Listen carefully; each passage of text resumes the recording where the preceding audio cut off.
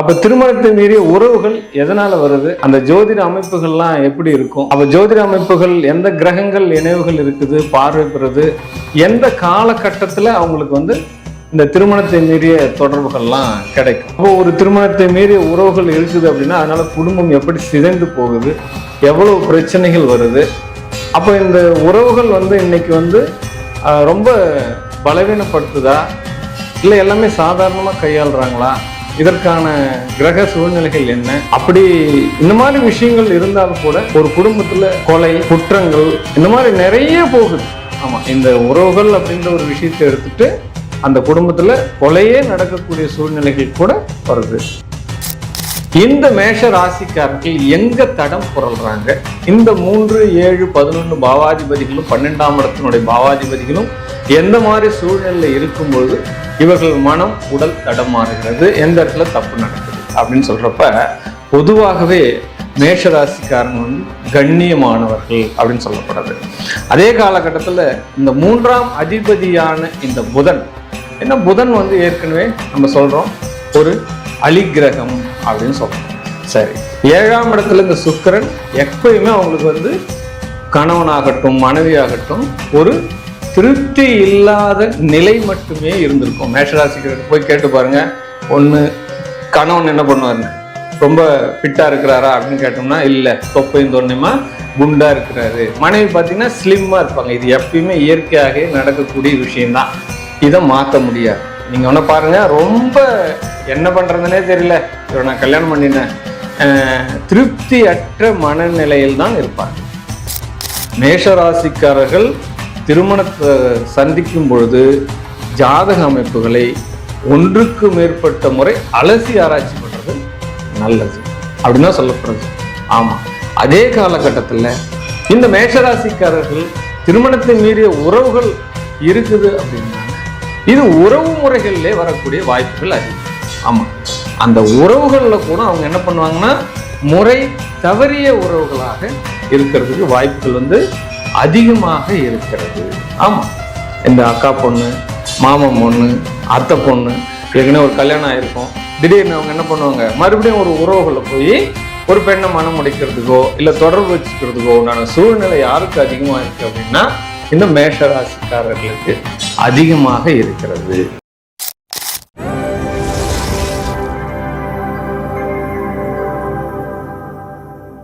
அன்பு நண்பர்கள் அனைவருக்கும் வணக்கம்.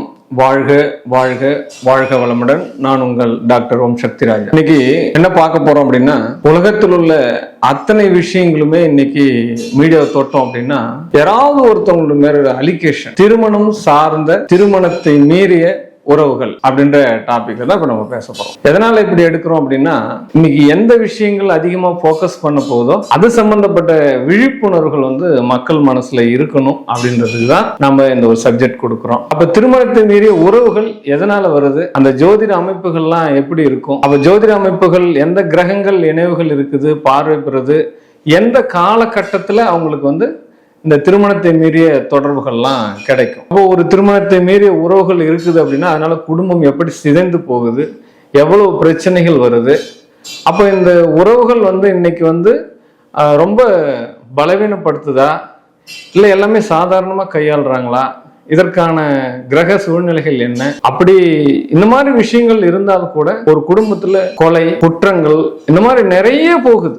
ஆமா, இந்த உறவுகள் அப்படின்ற ஒரு விஷயத்தை எடுத்துட்டு அந்த குடும்பத்துல கொலையே நடக்கக்கூடிய சூழ்நிலைகள் கூட வருது. இன்னைக்கு நியூஸ் பேப்பர் எடுத்தோம் அப்படின்னா முக்கிய செய்திகளாகவே இதுதான் வருது. அப்ப யூடியூப்பை நம்ம டச் பண்றோம் அப்படின்னாலே 90% நியூஸ்கள் பார்த்தோம் அப்படின்னா இந்த அலிகேஷன், திருமணத்தை மீறிய உறவுகள், கள்ள தொடர்புகள், இந்த மாதிரி விஷயங்கள் தான் மெயினா ஃபோக்கஸ் பண்ணப்படும். அப்ப இந்த விஷயங்கள் வருவதற்கு உண்டான கிரகமே என்னன்னா கர்ம கிரகங்கள் அப்படின்னு சொல்லப்படுது. அப்ப கர்ம கிரகங்கள் அப்படின்னு சொல்லப்படுது இந்த ராகு கேதுக்கள். இன்னைக்கு ராகு தான் இந்த உலகத்தை இயக்கின்னு இருக்குது, இந்த மீடியா துறையை. அப்படிப்பட்ட இந்த ராகு பொய்களும் பித்தலாட்டங்களும் கலந்த இந்த உலகத்துல நீங்க எப்படி ஜாக்கிரதையா இருக்கணும்? செல்போன் தான் ராகு. அப்ப இந்த மீடியாக்கள் வரக்கூடிய இந்த நியூஸ்கள் பார்த்தோம் அப்படின்னா ஒரு 5 வயசு பிள்ளையிலிருந்து 90 வயசு நபர் வரைக்குமே இன்னைக்கு செல்போன் இல்லாத நபர் கிடையாது. இந்த செல்போன்ல நல்ல விஷயங்களும் இருக்குது, தீமையான விஷயங்களும் இருக்குது. அப்ப நாம பார்க்கக்கூடிய கோணங்கள் நன்மையாக இருந்ததுன்னா நல்ல செய்திகள் இந்த பிரபஞ்சம் நமக்கு ஆட்டுவிக்கும். அப்ப ஒரு விஷயத்துல நம்ம என்ன டச் பண்றோம், அப்ப கிரகங்களை நம்ம எப்படி மாத்தி அமைச்சிக்க முடியுமான்னா அதெல்லாம் முடியாது. அப்ப நமக்கு தீமை செய்யக்கூடிய கிரகங்கள் என்னன்னு நம்ம தெரிஞ்சிட்டோம் அப்படின்னா அந்த கிரகங்களுக்கு உண்டான பரிகார விதங்களை நம்ம வாழ்க்கையில மேற்கொண்டு நம்முடைய வாழ்க்கையை நன்மைப்படுத்துறதுக்கு உண்டான ஒரு வீடியோ மேக்கிங் தான் இந்த வீடியோ. ஏன்னா கேம் சேஞ்சர் ஆன்மீக நேயர்கள் நிறைய வீடியோக்களை பார்த்துட்டு நிறைய கருத்துக்கள் சொல்றீங்க. பட் எல்லா கருத்துக்களும் எங்களை ஊக்குவிக்கும் வண்ணமாக தான் இருக்கு. இன்றைய காலகட்டத்தில் மாணவ செல்வங்களாகட்டும், சிறு குழந்தைகளாகட்டும், இந்த பாலியல் வன்முறைகள், இந்த கலாச்சார சீர்கேடுகள், இதனால நிறைய இந்த உலகம் சீரழிந்து போகக்கூடிய ஒரு சூழ்நிலை இருக்குது.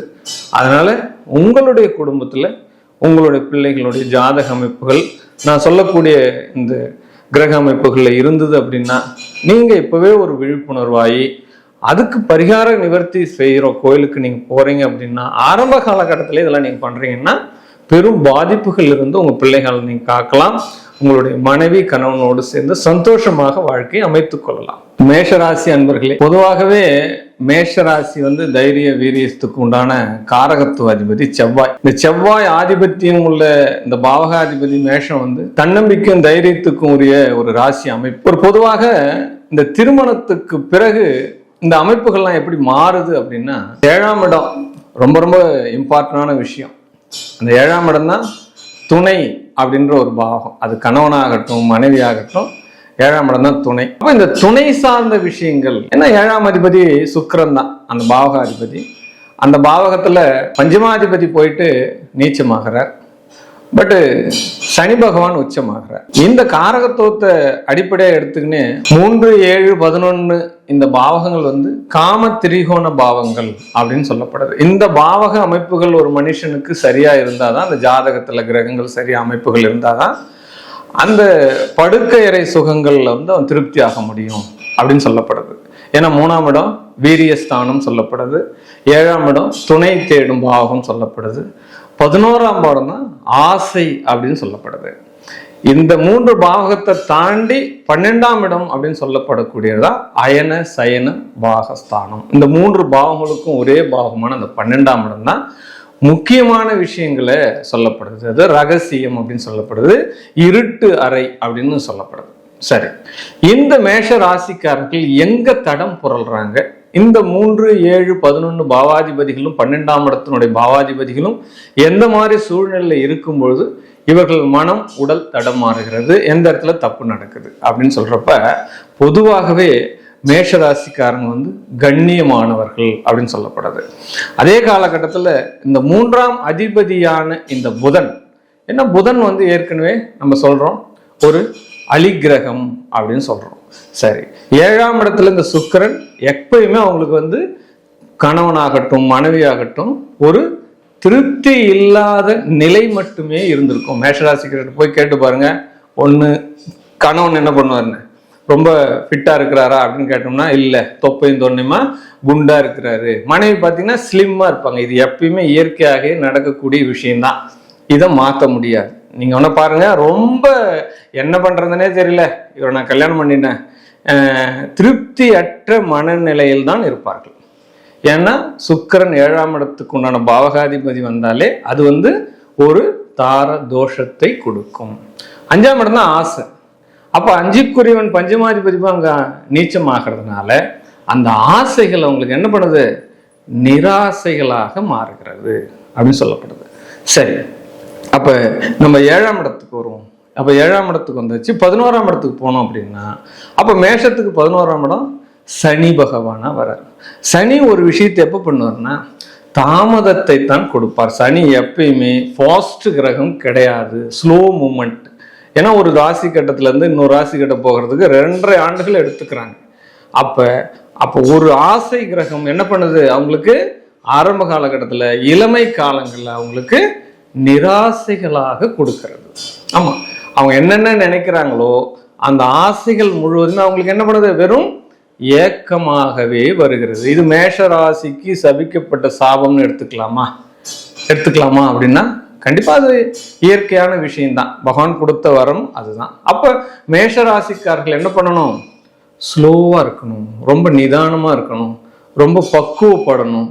ஆமாம், அப்போ கணவனே கண் கண்ட தெய்வம், மனைவி கணவன் 2 பேரும் ரொம்ப அந்யோன்யமாக புரிதல்களில் இருக்க வேண்டும்.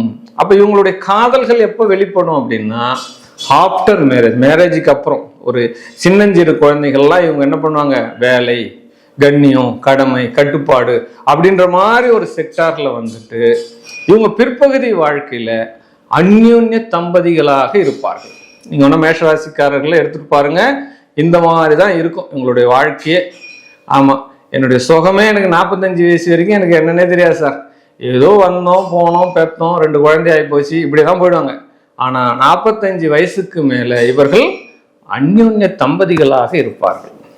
அது வரைக்குமே கணவன் மனைவி ஒன்னா எங்கன்னா வெளியில போறாங்களான்னா அப்படிலாம் போக முடியாது. ஆனா இந்த காலகட்டத்தில் நம்ம எடுக்கக்கூடிய இந்த தலைப்பு என்ன அப்படின்னா, இந்த மாதிரி ஒரு விரக்தி மனப்பான்மை மேஷராசிக்காரர்கள் ஆணுக்கோ பெண்ணுக்கோ வருது அப்படின்னா, இந்த ஆரம்ப ஸ்டேஜ் எங்க தப்பு நடக்கும் அப்படின்னா, இந்த மேஷ ராசிக்கு அவங்க பிறந்த ஜென்ம நட்சத்திரம், நட்சத்திராதிபதிக்கு உண்டான ஜாதக அமைப்புகள் இணைவு பெறுகிறதா அப்படின்னு பண்ணும். அது மெயின் ரீசன். அந்த கிரகத்திற்கு உண்டான ஜாதக அமைப்புகள் முரண்படக்கூடிய சூழ்நிலையில இந்த மாதிரி தப்பு தண்டனை நடக்கிறதுக்கு வாய்ப்புகள் 90% இருக்கிறது. அதனால மேஷராசிக்காரர்கள் திருமணத்தை சந்திக்கும் பொழுது ஜாதக அமைப்புகளை ஒன்றுக்கு மேற்பட்ட முறை அலசி ஆராய்ச்சி பண்றது நல்லது அப்படின்னு தான் சொல்லப்படுது. ஆமா, அதே காலகட்டத்தில் இந்த மேஷராசிக்காரர்கள் திருமணத்தை மீறிய உறவுகள் இருக்குது அப்படின்னா இது உறவு முறைகளிலே வரக்கூடிய வாய்ப்புகள் அதிகம். ஆமா, அந்த உறவுகளில் கூட அவங்க என்ன பண்ணுவாங்கன்னா முறை தவறிய உறவுகளாக இருக்கிறதுக்கு வாய்ப்புகள் அதிகமாக இருக்கிறது. ஆமா, இந்த அக்கா பொண்ணு, மாமன் பொண்ணு, அத்தை பொண்ணு ஏற்கனவே ஒரு கல்யாணம் ஆயிருக்கும், திடீர்னு அவங்க என்ன பண்ணுவாங்க, மறுபடியும் ஒரு உறவுகளில் போய் ஒரு பெண்ணை மனம் முடிக்கிறதுக்கோ இல்லை தொடர்பு வச்சுக்கிறதுக்கோ உண்டான சூழ்நிலை யாருக்கு அதிகமாக இருக்கு அப்படின்னா இந்த மேஷராசிக்காரர்களுக்கு அதிகமாக இருக்கிறது. அதே காலகட்டத்தில் இன்னொரு முக்கியமான விஷயம் சொல்றோம் அப்படின்னா, இதை அவர்கள் கௌரவமாக நினைப்பார்கள். மேஷராசியில போயிட்டு ஒரு ஆண் இருக்கிறார் அப்படின்னா அவருக்கு திருமணம் கடந்து திருமணத்தை மீறி ஏதாவது ஒரு இல்லீகல் தொடர்பு வச்சிருக்காரு அப்படின்னா அதை அவர் என்ன நினைப்பாரு, அசிங்கமாக நினைக்க மாட்டார், அவர் கௌரவமா நினைப்பார். ஆமா, பெரிய மனுஷனாலே ஒரு ஊர்ல 2-3 திருமணம் பண்ணணும், அந்த மாதிரி கலாச்சாரங்கள். இந்த கலாச்சார மனநிலை யாருக்கு இருக்கு அப்படின்னா இந்த மேஷராசிக்காரர்கள் இருக்கணும். சரி, இப்படி எல்லாம் போகக்கூடாது, இந்த மாதிரிலாம் நடக்கக்கூடாது அப்படின்னா நம்ம என்ன பண்ணலாம்?